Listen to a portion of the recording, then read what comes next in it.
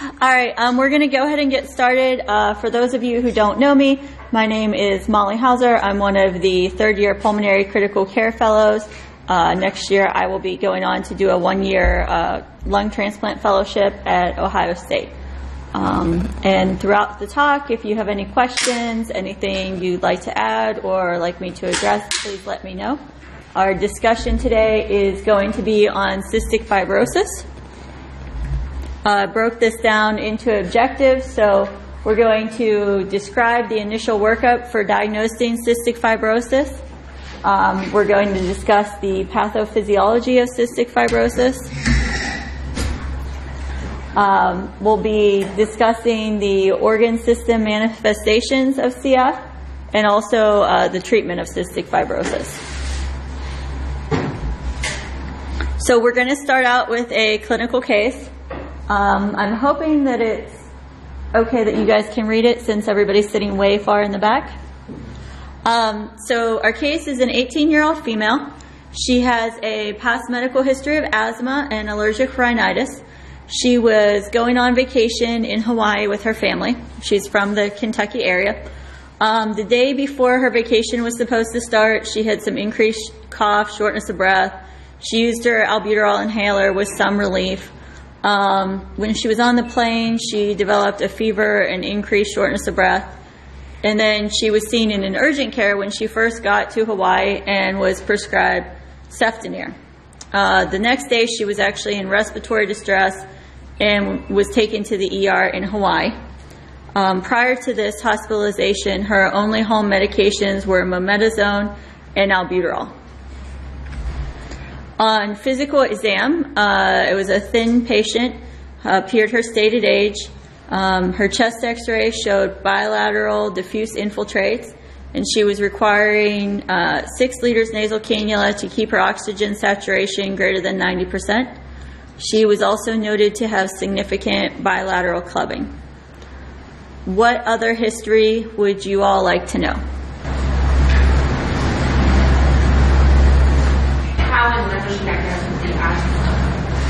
So she was diagnosed with the asthma as a child, and she's been using an inhaler since then.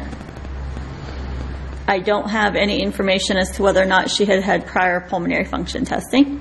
Has she ever been hospitalized or intubated for her asthma? So she had never been intubated, but she had been hospitalized twice for pneumonia. And her most recent hospitalization was probably about 6 months ago. Any diarrhea or weight loss? She had some weight loss. She denied any GI symptoms. Anything else? Actually, baseline functional status? Baseline functional status is 18 years old, able to do most activities. Did report that she had shortness of breath with exercise, but had been, up until this point, always attributed to her asthma. What questions? I'm sorry, go ahead. Just visualize the symptoms. Did she wake up at night? Did she have the... So just mostly it's more dyspnea with exertion and a cough. So it was thought to be more of a cough variant of asthma. I can't find anywhere where she was ever described to have wheezing per se, but cough variant asthma and dyspnea on exertion. Anything else? So family history, nobody else in the family has any history of lung problems that we're aware of. Social history, she lives at home with her family, has one sibling, non-smoker, no alcohol, no known other exposures, no pets in the home. So we have a young girl who's thin. We have symptoms some respiratory symptoms. She's now quite dyspneic, and she also has clubbing. So what test would you like to order first? Your options are measure her sweat chloride, do DNA testing, perform a bronchoscopy, or do a direct and indirect Coombs test. So let's go by a raising of hands. Who would like to vote for A? Okay. How about B? How about C? Okay. How about D? All right. So only about 10 of you in total raised your hands, but that's okay. So for a bronchoscopy, at this point, the question would be whether or not a bronchoscopy is indicated. With her symptoms being as severe as they are and with her having significant hypoxemia, likely we would want to hold off on a bronchoscopy. If she's able to give us a good sputum sample, if we're thinking this is pneumonia, we may not do bronchoscopy at this time. For the direct and indirect Coombs test, that's going to be looking more at some of your like immune deficiencies. And then the answer is measure your sweat chloride. So the first thing that you want to do if you're considering a diagnosis of cystic fibrosis is measure the sweat chloride. At this day and age, there's screening for all newborns in the United States, no matter what state that you're in. But you may still run into some adults who there may not have been newborn screenings when they were born, or they were born outside of the United States. So this is a picture to show you what sweat chloride testing is, and I thought I was going to have a little pointer here, but I don't. So what they do is they actually put pilocarpine on the skin. They do ion electrophoresis so that they get enough sweat to build up, and then they put it on filter paper, and then they run the filter paper through a machine and see how much chloride is there, how much chloride they're measuring. And to make a diagnosis of CF, you can take the sweat chloride level and you can split it into 3 groups. So if you have a sweat chloride level of less than 30, a diagnosis of CF is unlikely, and you would want to start looking for other causes. If you have a diagnosis greater than 60 millimoles, that is considered diagnostic for cystic fibrosis, and then you would proceed on to DNA testing, and that'll show you either 1 or 2 mutations that would be consistent with classic cystic fibrosis. If you have between 30 to 60 millimoles, then you would want to actually repeat the sweat chloride testing. Sometimes there can be issues if they didn't get an adequate sample, if it's a place that doesn't run the test frequently, and then you would actually do DNA testing at the same time. Can anybody tell me why DNA testing might be important for these patients? Very good. Exactly. So your DNA testing is going to guide your treatment. Recently, there's a lot of therapies coming out for cystic fibrosis that are genetically based. So for many years, we just did supportive care. We treated patients symptomatically, antibiotics, and unfortunately, their overall quality of life and length of life wasn't necessarily very good. But now in the last 5 to 10 years, we have therapies where we can treat the underlying disease. So what is cystic fibrosis? So it's an inherited disease that causes the exocrine glands to not function properly. It can affect the lungs, the pancreas, the liver, your GI tract. It affects the sinuses, intestines, the sex organs. Basically, any organ where you're excreting something, you can have manifestations with cystic fibrosis. It is an autosomal recessive disease. So basically, if you have 2 people that are a carrier, then you would have a 25% chance of having a child with CF, 50% chance of having a child who's a carrier, and a 25% chance of having somebody who's not a carrier. If you have one person who has cystic fibrosis and one person who's a carrier, then 50% of offspring will have cystic fibrosis and 50% will be a carrier.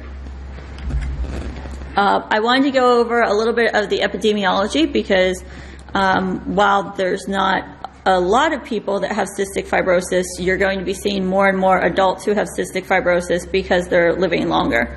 How many people have taken care of a patient with cystic fibrosis, either med school or residency? So quite a few of us. So 1 in 3,200 live births in Caucasians have cystic fibrosis. There's 800 to 900 people diagnosed in the United States every year. There's 30,000 people living in the United States with cystic fibrosis and 70,000 people living with cystic fibrosis worldwide. And the average life expectancy is 38 years old. Yes, Chris? Do you think it's more concentrated in the United States or underreported worldwide? I think it's probably a combination of things. So cystic fibrosis itself is most prevalent in Caucasians. There's also a large population of patients with cystic fibrosis in Ireland and in Denmark, Sweden, some of the northern European countries. But likely it could be underreported worldwide because they may not have the sophisticated testing that we have here. So what causes cystic fibrosis? So cystic fibrosis is an issue with the cystic fibrosis transmembrane conductance regulator, the CFTR gene. The CFTR gene is located on the long arm of chromosome 7. There's actually more than 1,700 mutations of the CFTR gene, and they keep coming up with new ones every year. One of the things that I had to be careful was when I was looking through to prepare for this lecture. So if you look at an article from 2004, it has one number, and then 2006, the number goes higher, and so on. So the most recent data that I could find was 1,700 mutations. The CFTR regulator will transport chloride ions across the membranes of the cells in the lung, liver, pancreas, intestine. It can also affect the reproductive organs in both men and women. And I actually really like this picture. This came from the Cystic Fibrosis Foundation website, and it actually shows you the membrane, our CFTR protein channel, the chloride ions coming into and out of the cell. So obviously we already talked about the fact that this is genetic. The protein forms a channel so that salt and water can move in and out of the cells, which is our ion transport system. When the CFTR mutation changes, the protein doesn't work properly, and then your salt and water transport breaks down. So we have 5 classifications. There's 5 classic classifications of CFTR mutations, and there's actually in some literature from the last year and a half, there actually is a sixth one. So normally you can see that the CFTR is created, it reaches the cell surface and functions properly, and you can allow for transfer of chloride and water, and that's in the graph all the way to your left. In class 1, there isn't any functional protein created. In class 2, the protein is created, but it's misfolded, so it can't reach the surface of the cell.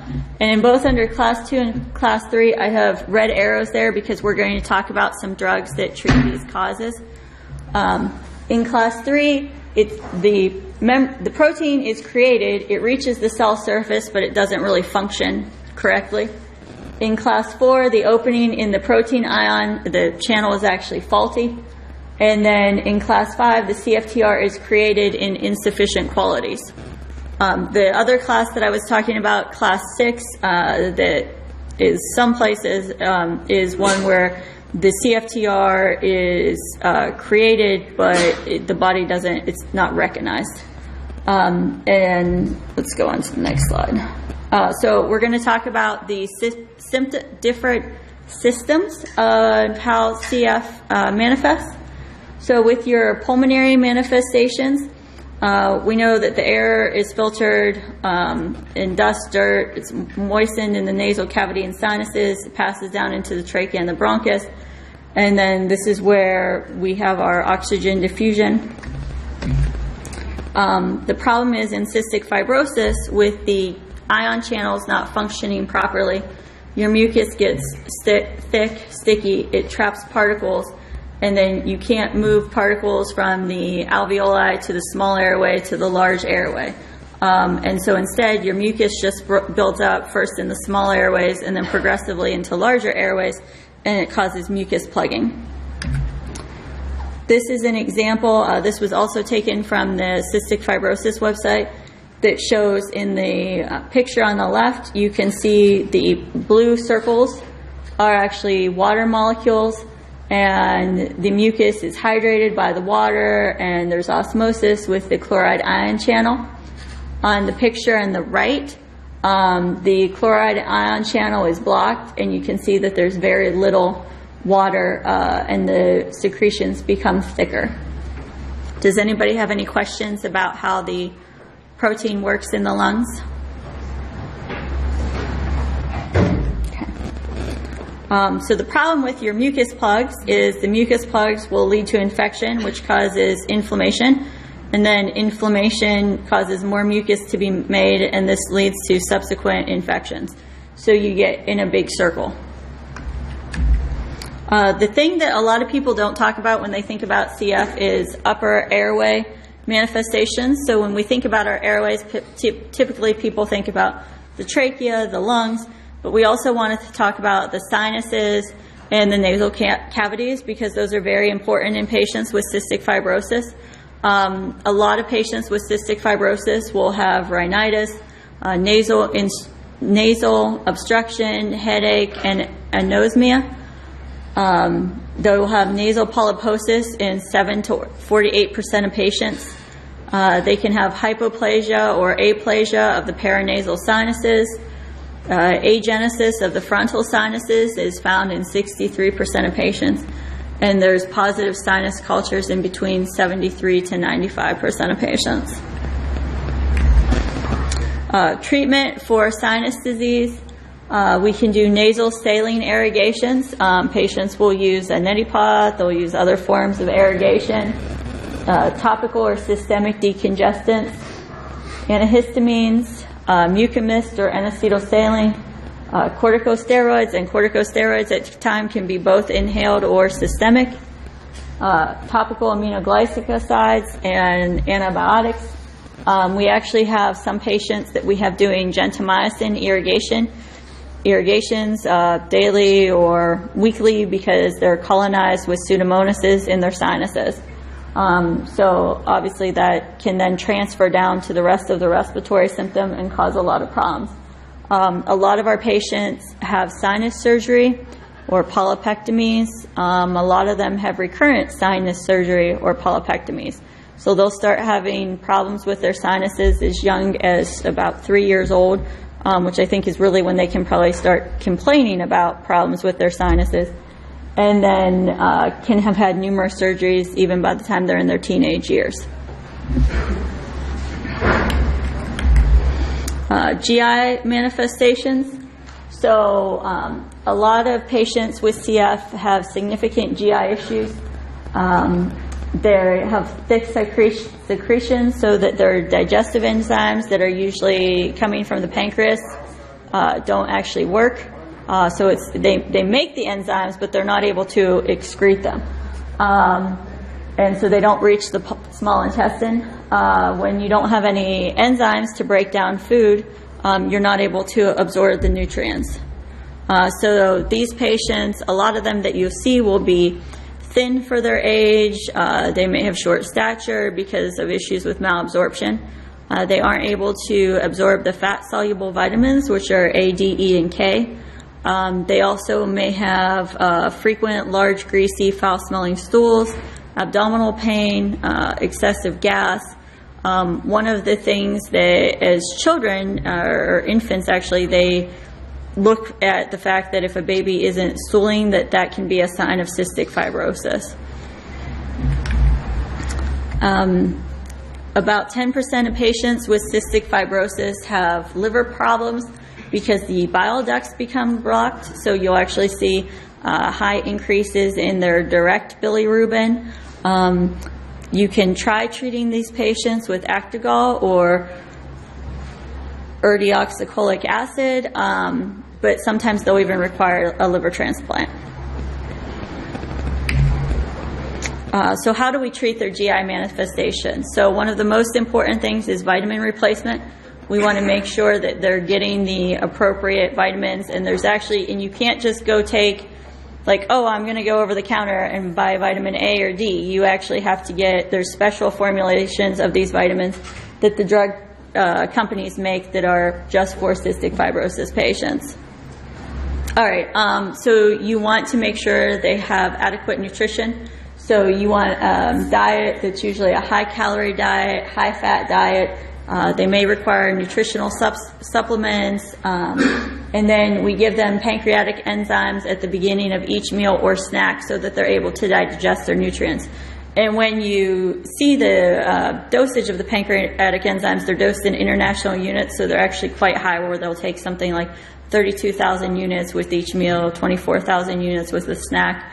So it seems like a high dosage just based on what we're used to with different medications, but it's normal. And those are dosed per patient. Some patients may need more, some patients may need less. So one of the other issues is CF-related diabetes. This is very different than our normal type 2 diabetes or type 1 diabetes. So this is found in 35% of adults with cystic fibrosis between the ages of 20 and 30, and 43% of patients after the age of 30. So the difference is, so you make insulin, and it's not that your body doesn't know, so you make insulin, unlike type 1, and it's not that your body can't use the insulin, unlike type 2. The problem is you make insulin and it just can't get out. And so it'll be different because you walk into a room and you have somebody who you're dosing with insulin, and they're sitting there drinking Mountain Dew and eating cookies. But that's okay because we want them to have a high calorie diet, and then we just supplement insulin as needed. Reproductive manifestations. So the reproductive manifestations are different in men and women. 98% of men are infertile due to either absence or blockage of the vas deferens. There are some new infertility treatments in men that means some men with CF can biologically father children. The issue in women is that because the vaginal and cervical mucosa is thick, that it makes more difficult for the sperm to travel and reach the egg to fertilize it. Women may ovulate less, they might have irregular periods, and then they're also having lung and nutritional problems, so that can also cause issues with infertility. So I wanted to talk about the pulmonary treatments for cystic fibrosis last, because this is really what we see the most probably in the hospital and what we deal with more on a daily basis. So with pulmonary treatments, the goal is to keep the airways as clear as they can be for as long as possible.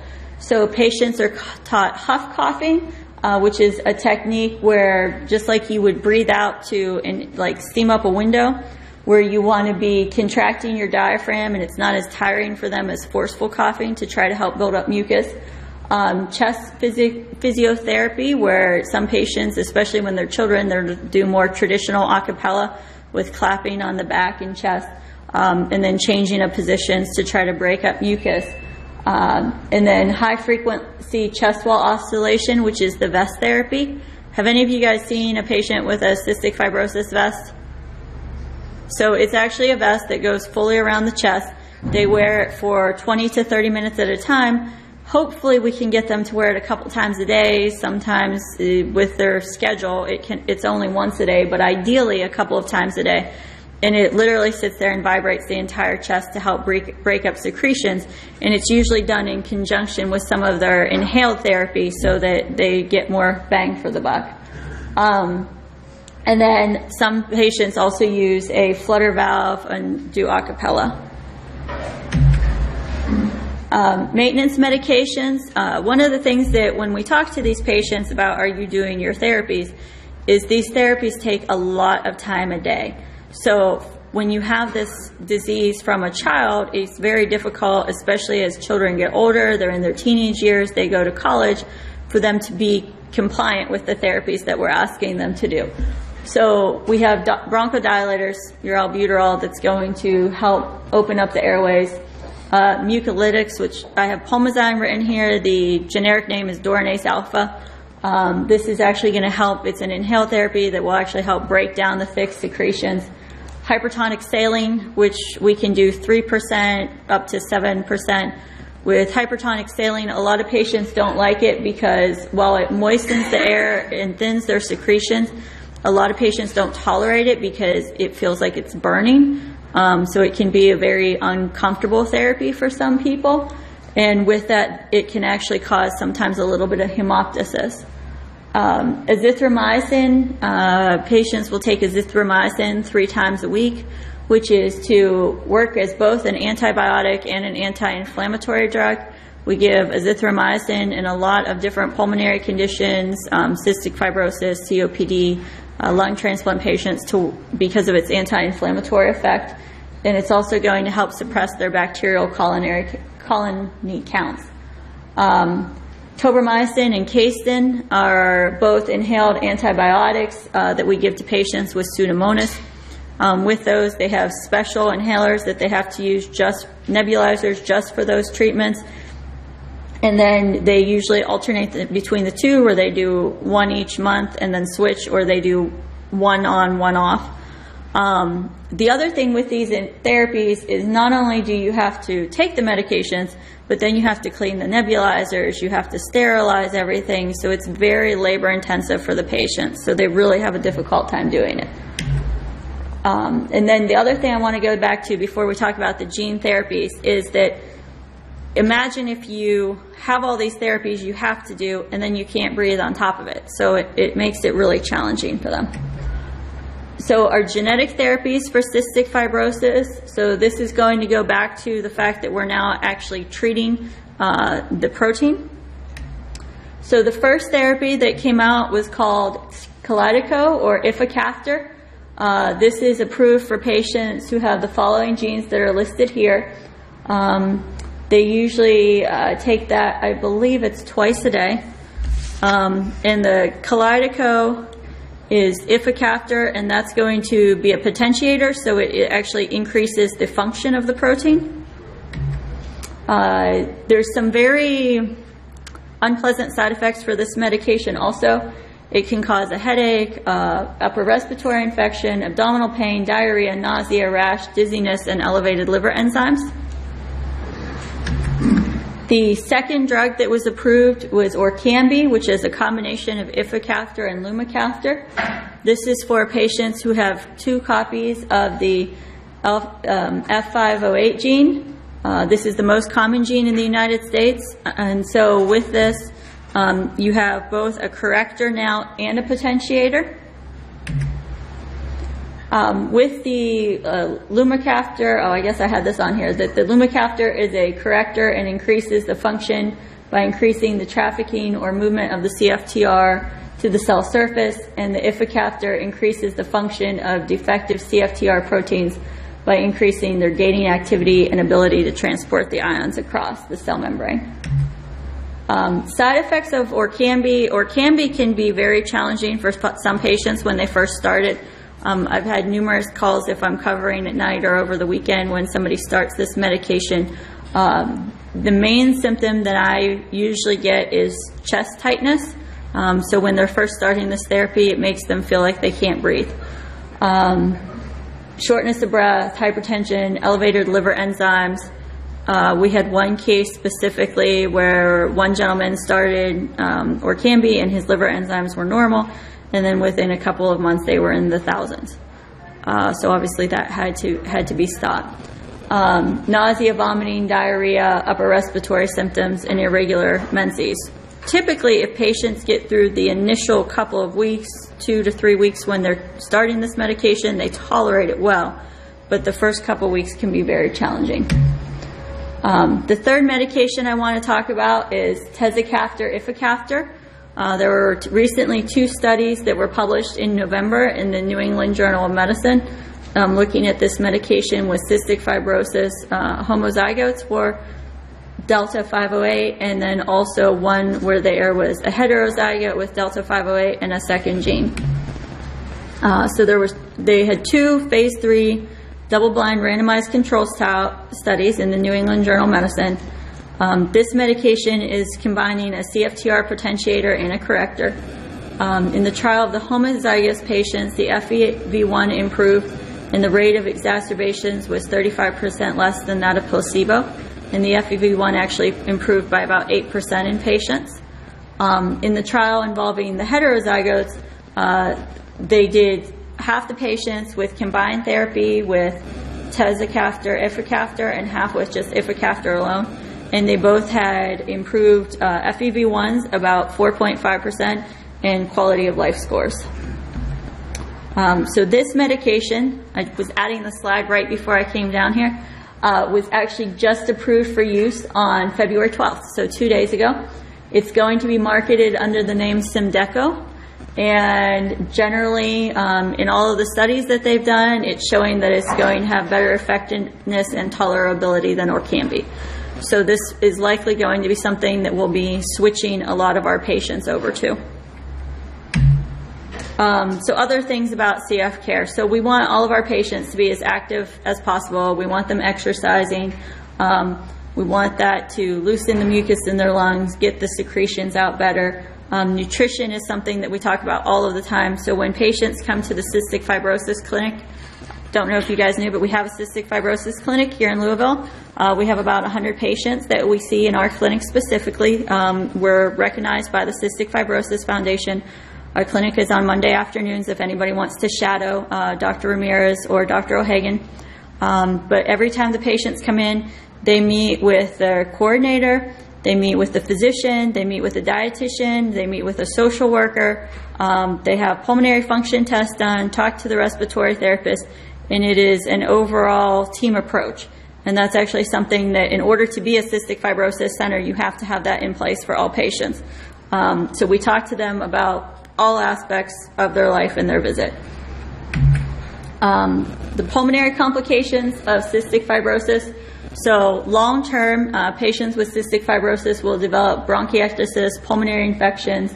They have declining lung function. They might require a lung transplant, a liver transplant, and pneumothoraces. I'm going to show you some chest x-rays in CF, and I'm sorry, I thought I was going to have a pointer to point stuff out to you, but I don't. So this chest x-rays in patients with CF will show hyperinflation, parabronchial thickening, and atelectasis. These are actually two of our patients that I removed their identifying information from. So the patient on the right has a port, and you can see, I don't know if I can come over here and show you. So there's some scar tissue here with areas of fibrosis. You also have a lot of parabronchial thickening. And you can see with parabronchial thickening, you can actually see the walls of the bronchus that you wouldn't normally. The patient on the right also has parabronchial thickening. You can see in both patients, their lungs are hyperinflated. When you look at their size of the lungs, comparatively, they would almost remind you of a COPD patient, and both of these patients are only in their early 20s. So there's significant changes in both of their x-rays. This is a CT scan. This shows, again, bronchiectasis, where you can see the bronchi coming out. You can see the cyst, fibrosis, and scarring. This patient likely had numerous pulmonary infections over the years. And then I wanted to talk a little bit about cystic fibrosis exacerbation. So how do you know when a patient has an exacerbation versus when they're just in their usual state of feeling a little short of breath? So when you go back to our case of the patient we talked about at the very beginning, she was coughing more, short of breath, just generally didn't feel well, wasn't tolerating her activities as much. So with symptoms of CF exacerbations, you're going to be coughing more, you can cough up mucus, you can be having hemoptysis, wheezing, you're getting repeated lung infections, shortness of breath, fever, weight loss and poor appetite, and also decline in lung function. As far as the definition for exacerbation, in the United States, we don't have a clear definition of an exacerbation that everybody's agreed on. In Europe, they have agreed on a definition that defines it as the need for additional antibiotic treatment as indicated by a recent change in at least two of the following, which is change in sputum, volume, or color, increased cough, increased fatigue, lethargy, anorexia, weight loss, or decrease in pulmonary function by 10%, or radiographic changes or increased dyspnea. So the testing that we do when we suspect somebody has an exacerbation is a chest x-ray, pulmonary function testing, and what we're following specifically in a cystic fibrosis patient is their FEV1 and comparing it to prior studies. Sputum culture, we may check vitamin levels, liver, LFTs. We typically get, especially this time of year, we're getting respiratory viral panels on these patients, making sure that it's not a side effect of any medication they're taking. We treat with antibiotics for at least 10 days, and most patients end up going home with a PICC line and antibiotic therapy for between 10 days to 3 weeks. We want to do increased airway clearance techniques, hypertonic saline, and probably admission to the hospital. Sometimes we admit patients to the hospital for an increase in therapy because they simply can't keep up with their therapies at home. They're tired, they're exhausted, they don't feel well, they can't breathe, and it's just too much for them to be able to do all of that when we're having them do up to 6 to 8 respiratory treatments a day, plus vests 2 to 3 times a day. They just can't keep up with it. I wanted to talk about the bacteria found in cystic fibrosis. So some of the most typical bacteria we see is Pseudomonas and staph, which can be either MSSA or MRSA. We see Sternotropomonas and Burkholderia. This is the microbiome and how it changes in patients over time. So on the left-hand side of the screen are patients less than 2 years of age, and on the right-hand side of the screen it's patients greater than 45 years of age. And what I wanted to show you is that when patients are younger, the predominant organism that's cultured from their lung is going to be staph, and then as they age, the predominant organism becomes Pseudomonas. And they're still kind of looking into exactly how that plays into it. We want to make sure that we have really good infection control with our patients. If patients are admitted to the hospital or even in the lab, in common areas, they always wear a mask. We have HEPA filters in our PFT lab. The rooms need to be wiped down between every patient to prevent the spread of germs. They have to stay 6 feet apart in patient care areas. And when they're in the hospital, they all need to be in contact isolation. Even if they don't have an organism we usually isolate for cystic fibrosis patients, we always put them in contact isolations just as their standard precautions. Burkholderia Cepacia is an organism that you may see in some of your healthy patients. You give them a little Levaquin, it goes away, it's fine. In cystic fibrosis, this will cause a very rapid decline in lung function. It can be transmitted by both direct and indirect contact, and we usually have to separate them from other staff. So if you have one patient with cystic fibrosis and Burkholderia, you can't take care of another patient with cystic fibrosis. We always have them as the last appointment in the clinic to try to keep them separate from the other patients. I wanted to talk to you about transplantation. So it's going to account for 16% of lung transplants in adult and 50% in children. All of the cystic fibrosis patients, because of the colonization that they have from different bacteria, they always get a double lung transplant. We don't ever do single lungs in a CF patient. The 10-year survival for patients with CF is 45% and 50% in Canada, which, considering the average survival for a lung transplant in all other patients is only 5 years, is really good. And it's thought that the reason that their survival is so much better is because they end up getting a transplant younger, so they don't have all of the other comorbid factors. And then colonization with either Burkholderia, M. abscessus, or Cecosporium is a relative contraindication to transplant. And there's only about 4 or 5 centers in the entire country that will transplant these patients. Cost of therapy. This was a slide that I put in kind of at the last minute just in case you all were interested. So the genetic therapies for these patients can cost up to $300,000 a year. The new drug that just came out, it looks like they're going to market it at about $292,000 a year. Enzymes are $3,000 a month. Inhaled antibiotics are $10,000 a month. Pulmozyme, or the Doronase alsa, is almost $4,000 a month. The hypertonic saline and albuterol are each only $50,000 a month, and their chest vest can be $16,000 as a one-time just to get it. We are having this year, we're very excited about it, we're having our first Cystic Fibrosis Family Education Day. We have actually nationally known speakers that are coming in to speak with the cystic fibrosis patients' families. Because it is an indoor activity, we aren't going to be able to have patients there because of infection control issues. But typically centers will do this once a year, once every couple of years, and they can get information on the latest therapies. If they have any questions, we'll have a social worker there, dietitian, everybody available to them, and we're really excited about it. Here's my references, and does anybody have any questions? Yes? I'm just curious, with a new drug, not Orkambi, but the one that's just zero, is any restriction to diagnostic issues that we have? Right. So what it was studied in was similar to the drugs that were studied in Orkambi as far as their levels with the FEV1s. But even with the Orkambi, even though it was studied in a certain population of patients with an FEV1 at a certain level, it can be prescribed. It's not an absolute contraindication to prescribing it. That's a very good question. What age can you start this? What's that? At what age can you start? I believe that the age is 12 years old. Is that correct? The genetic therapies? Actually, it's gone down even lower ages. Okay. Pediatrics, it's down that age, some age 6. Okay, so some of them as early as age 6. Okay.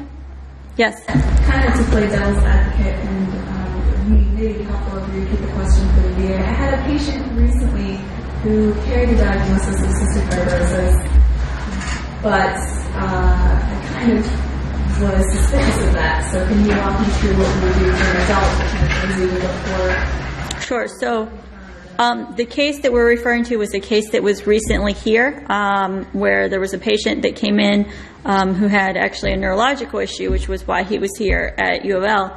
But he did tell us that he had a sweat chloride test many years ago, and he had cystic fibrosis. We weren't able to find where he actually had any manifestations or hospitalizations, as he hadn't been on any treatment. And one of the things, even though he did have some lung changes, when we talked to the attending physician, the fact that he had never required any therapy, he had fathered 3 children without any problems, made a diagnosis of cystic fibrosis much less likely. With that, we can certainly, the first step, even as an adult, would be to do the sweat chloride testing. And in our city, I believe the only place the sweat chloride testing is done is at Howsare. But we are able to order that, and the pulmonary department could be a resource if anybody would need to know how to do that. All right, thanks, guys.